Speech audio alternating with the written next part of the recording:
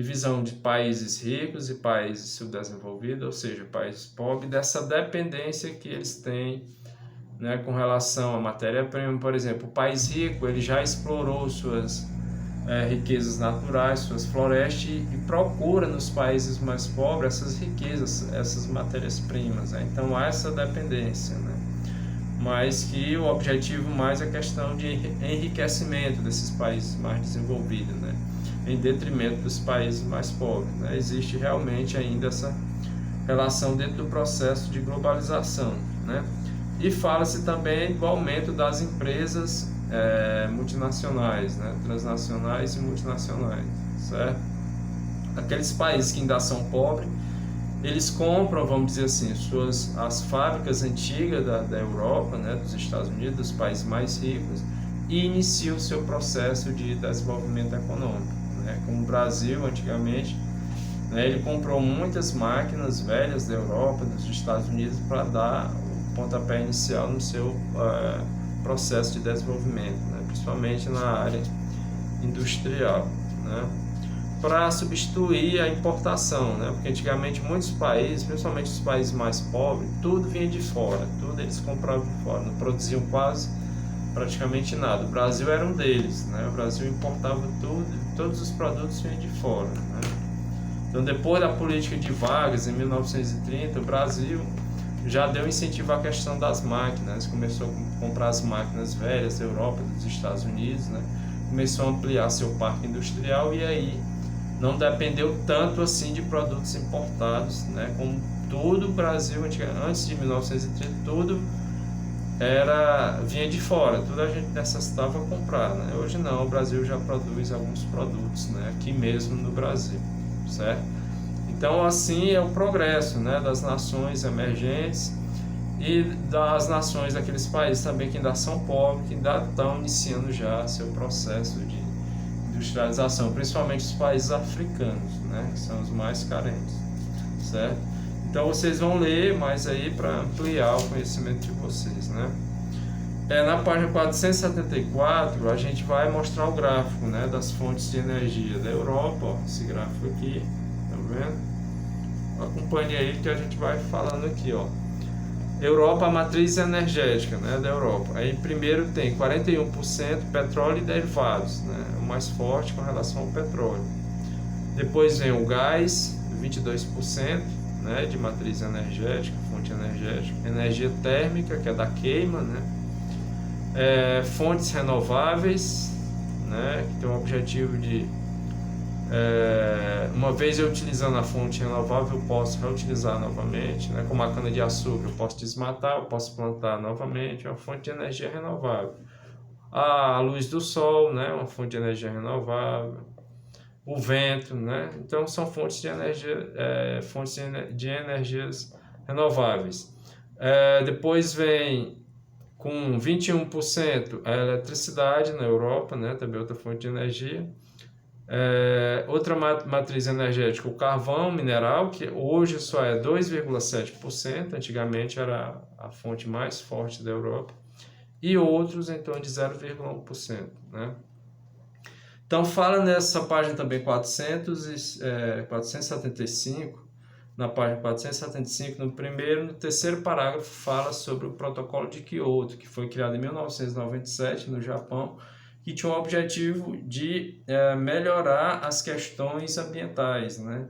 Então esse tratado vários países assinaram com o objetivo de se propondo a reduzir as emissões de CO2 na atmosfera, né? O dióxido de carbono e ter mais consciência com relação ao meio ambiente, né? Esse protocolo teve como a não ratificação, a não confirmação dos Estados Unidos, né? Foi o único país que se recusou a assinar o protocolo de Kyoto, né? O tratado de Kyoto, porque segundo ele iria perder 5% da sua produção mundial, e 5% para os Estados Unidos é muita coisa, né? Para eles é muita coisa. Então foi o único país que se recusou a não assinar esse tratado de redução da emissão do dióxido de carbono, que é a fumaça, né, das indústrias, dos automóveis, etc. Certo? Felizmente, é o país mais rico, é o país que mais consome, mas é o país que mais polui, né? Página 475, energias renováveis, né? A Europa também vem investindo muito na questão de energia renovável, né? Principalmente a Alemanha, né? As fontes de energia solar, eólica, hídrica, a biomassa, né? Da madeira principalmente, são fontes de energias renováveis de desenvolvimento hoje, principalmente da Alemanha, né? Ela já tem essa consciência ecológica do meio ambiente também, então, né, boa parte dos países europeus respeita a legislação ambiental no que diz respeito à emissão do CO2, né, na atmosfera, porque é muito prejudicial. Fala-se também em fontes não renováveis, né? No caso, é o petróleo proveniente do Oriente Médio, uma fonte de bastante valor agregado ainda. Muitos países utilizam, né, ainda o petróleo, necessitam do petróleo para gerar energia e o progresso. Aí tem a questão do gás natural, vocês vão ler também, né? O gás natural, o carvão mineral, que são fontes de energia não renovável. Uma vez retirado do subsolo, não tem mais como ele se recompor, ou seja, vai necessitar bilhões de anos para o que eu vou retirar hoje de petróleo para ele se recompor. É diferente de uma fonte de energia renovável, por exemplo, a cana-de-açúcar, o bagaço da cana-de-açúcar para queima, né? Então eu vou tirar a cana-de-açúcar, ela vai servir para a fabricação, né, do álcool, da rapadura, de vários produtos derivados da cana-de-açúcar, né? O próprio suco da cana-de-açúcar e etc. Não é? E o bagaço da cana-de-açúcar ele serve para queima também, né? Então, que é chamado biomassa, né? O bagaço da cana-de-açúcar, ele seco, ele vai servir para queima, né? Então vai ser mandado para a indústria exatamente para gerar energia, né? Que é o fogo, certo? Então é uma fonte de energia não renovável, porque uma vez eu retirando, desmatando a cana-de-açúcar, eu posso fazer o replantio, né? A fonte não renovável não, no caso o petróleo, retirando uma vez o petróleo da natureza, para ele se recompor é bilhões de anos. Esse petróleo, por exemplo, que nós estamos extraindo hoje, ele é do período dos dinossauros, né? Do Paleozoico para o Mesozoico. Nós estamos na era Cenozoica, com o aparecimento da humanidade aqui no planeta Terra, né? Então, o que a gente está extraindo hoje, derivado de petróleo, vem lá do período, né, Jurássico, Triássico, no período do dinossauro, onde ocorreu a decomposição da matéria de animais, né, de animais marinhos, peixes, né, florestas, pântanos, dinossauros, né, toda essa matéria foi decomposta e formou-se esse óleo negro chamado petróleo, que hoje a gente extrai aqui na era Cenozoica, com o aparecimento da humanidade, né.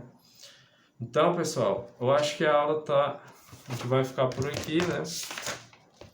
E aí vocês vão responder as atividades, certo? Eu peço que vocês respondam as atividades, porque aí vocês vão ter mais conhecimento, né, do assunto e vão ter mais entendimento aí do assunto, né? Então vamos aqui, ó. Vocês vão responder a página 468, questão 11, 12, 13, né? Vocês vão responder também a página 471, questão 14.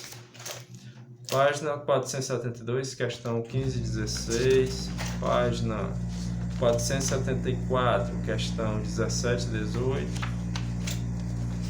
Página 477, questão 19 e 20. Página 478, questão 21 e 22, né? E também, pessoal, façam uma pli, né? Tem uma pli aqui na página 479 até a página 480. E se você quiser se aprofundar mais, faça também um aprofunde aqui, ou seja, a gente já concluiu aqui o capítulo 8, né? Deu para a gente concluir em 2 aulas aí, falando todos os tópicos, explicando. E a gente espera que vocês também façam a leitura dos tópicos, para que vocês possam ter ainda mais entendimento do assunto, certo? Então, tchau, até a próxima aula, pessoal.